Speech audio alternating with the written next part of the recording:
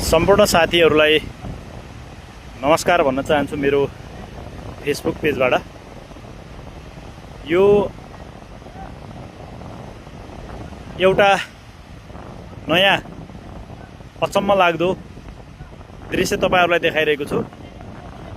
यो दृश्य कर्णाली नदी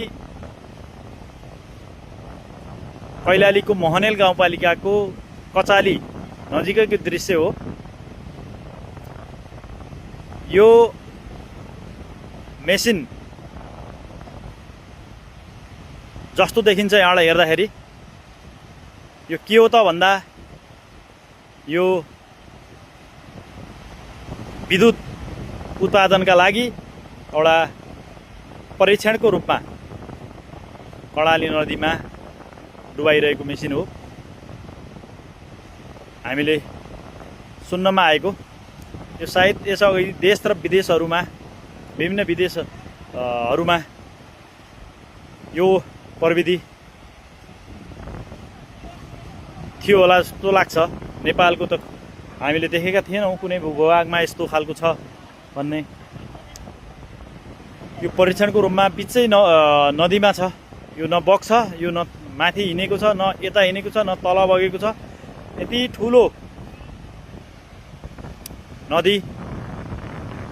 नदीको बगेको छ न, तर पनि यो बग्दैन। यस्तो अचम्म खालको प्रविधि छ।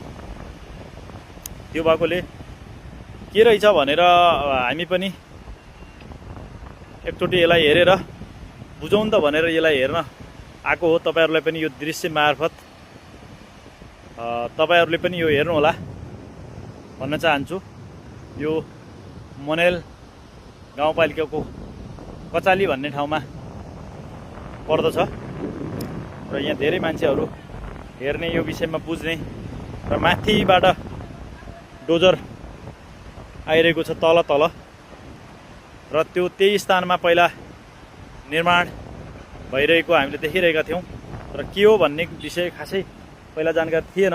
र अहिले तपाईहरुको यो चाहिँ यसो बुझ्दै जाँदा यस्तो खालको मेसिन हो, यहाँबाट विद्युत उत्पादन हुन्छ भन्ने हामीले जानकारी पाएका छौँ। र यो पारीपट्टिको सुर्खेत जिल्लाको दृश्य हो। र हामी यति बेला कैलालीको मोहनेल गाउँपालिकाको कचालीबाट यो तपाईहरुलाई देखाइरहेको दृश्य हो। धन्यवाद। सम्पूर्ण साथीहरूले यो हेरेर साथ दिनुहोला, सेयर गर्नुहोला। धन्यवाद। नमस्ते।